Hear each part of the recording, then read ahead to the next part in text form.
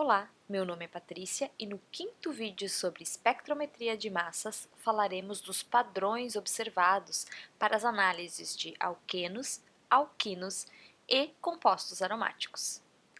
Iniciemos falando dos alquenos. Comparado aos alcanos, os alquenos possuem um pico referente ao íon molecular mais intenso, mas apresentam também o fragmento com M-15 unidades, quando houver uma metila a ser perdida como radical em sua estrutura. Também apresenta fragmentos com diferenças de 14 unidades entre eles, conforme explicado no vídeo sobre alcanos. Alquenos com duplas terminais apresentam um pico de Mz41, referente a um carbocátion alílico. E, se a cadeia for longa o suficiente, ocorre o rearranjo de Maclafert, do qual falamos no vídeo específico sobre fragmentações e mecanismos. Agora, vejamos com calma alguns exemplos para entender esses sinais. Olhemos o espectro para o 1-penteno, um alqueno terminal, ou seja, que possui uma dupla ligação no final da cadeia carbônica. Reparem que o íon molecular é realmente mais intenso do que para alcanos. Nesse caso, como há um CH3 no final da cadeia, na ponta oposta à dupla, existe também um pico M-15, referente à perda do radical metila. Pode haver também fragmentações com diferenças de 14 unidades de massa, e podemos reparar ainda a presença do pico base de Mz42. Bem, agora vamos olhar a estrutura e os detalhes.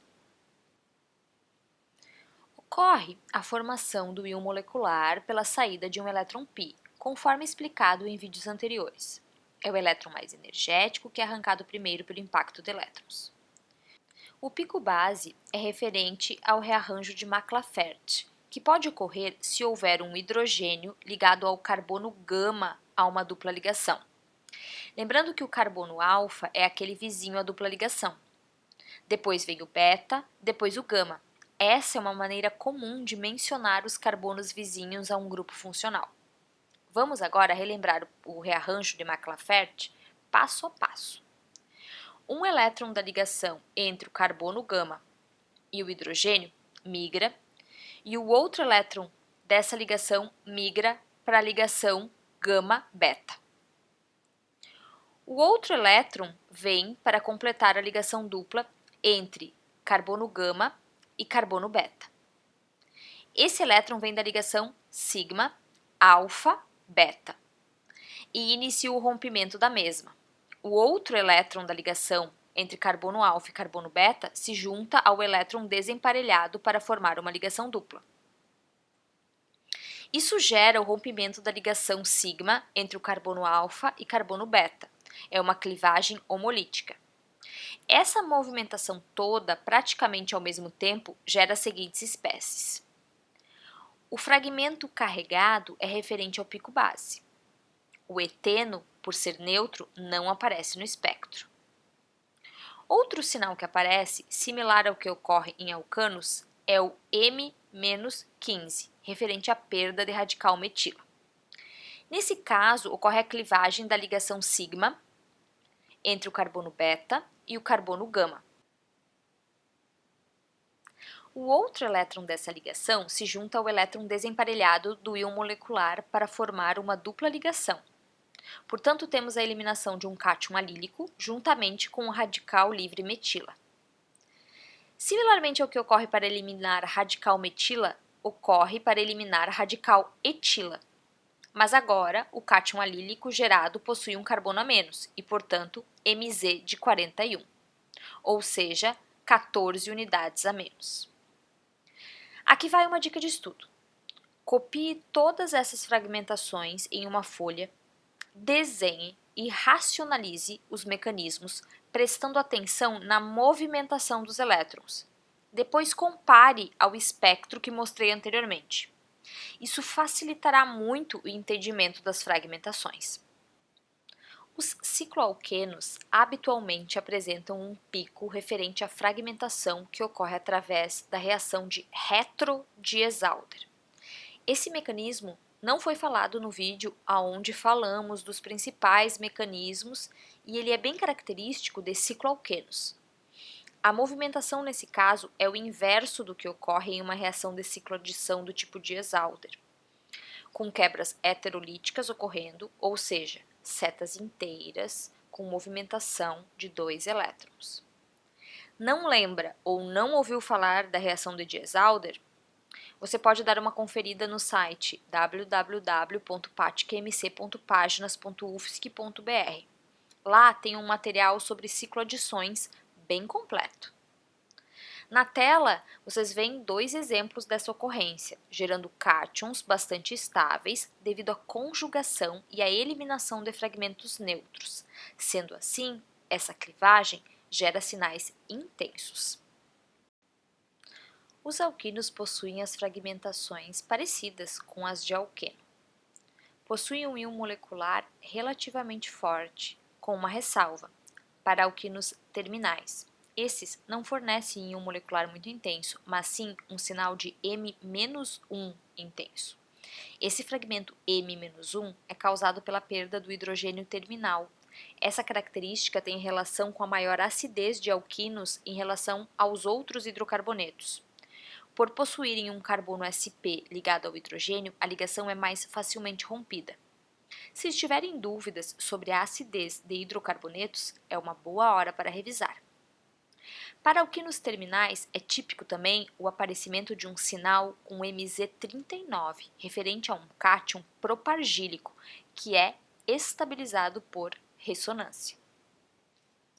Como exemplo, podemos observar o espectro do 1-pentino, um alquino terminal. Por ser terminal, apresenta o pico referente ao M-1 muito mais intenso do que o pico referente ao íon molecular. Esse é inclusive o pico base nesse caso. Também podemos observar o pico referente ao M-15, ou seja, pela perda do radical metila, comum aos compostos orgânicos e já falado em vídeos anteriores. E também o pico de Mz39, referente ao cátion propargílico. Os aromáticos são compostos muito estáveis e, portanto, a fragmentação do anel benzênico exige uma boa quantidade de energia. Por isso, exibem um pico referente ao íon molecular bastante intenso. Para aromáticos substituídos com um grupo alquila, há a presença de um forte sinal M-1, referente à formação do íon tropílio, um carbocátion bastante estável por ser aromático. Ficou na dúvida sobre o íon tropílio? Que tal revisar lá no material sobre aromaticidade? Olha no site www.patkmc.paginas.ufsc.br. Quando o substituinte do anel aromático for um grupo alquila maior do que a propila, pode ocorrer rearranjo de Mac-Lafferty, do qual já falamos para outras classes. Para ilustrar, podemos observar o espectro do benzeno. Reparem o forte sinal do íon molecular, e nesse caso, sem substituintes, somente o ciclo aromático, não vemos muitos outros sinais. Para o tolueno, que é um aromático contendo um substituinte alquila, nesse caso a metila, também observamos um sinal bastante intenso do íon molecular. Após a formação do íon molecular, pode ocorrer a perda de hidrogênio, formando o cátion benzila. Ele rapidamente se rearranja para formar o estável íon tropílio, que é um cátion aromático do qual falamos na tela anterior, com deslocalização eletrônica. Essa eliminação, seguida de rearranjo, forma então o pico base. Esse fragmento tem uma unidade de massa a menos do que o íon molecular. Quando cadeias maiores estão presentes, pode ocorrer a quebra para eliminar parte da cadeia carbônica como radical, formando primeiro o cátion benzila e depois rearranjar até o íon tropílio. Fragmentações subsequentes aparecem bem menos intensas, com Mz65 e com Mz39. Olhemos outro exemplo, o butilbenzeno. Conforme comentado anteriormente, se o substituinte alquila tiver 3 carbonos ou mais, ocorre o rearranjo de Mac-Lafert e podemos realmente observar um pico referente a esse rearranjo do qual já falamos em vídeos anteriores. Mas repare que mesmo assim, um pico de MZ91 referente ao íon tropílio é o pico base do espectro. Afinal, ele é um cátion muito estável por ser aromático. Bem, no próximo vídeo dessa série, continuaremos os comentários sobre mais algumas classes orgânicas e seus espectros de massas típicos. Bons estudos!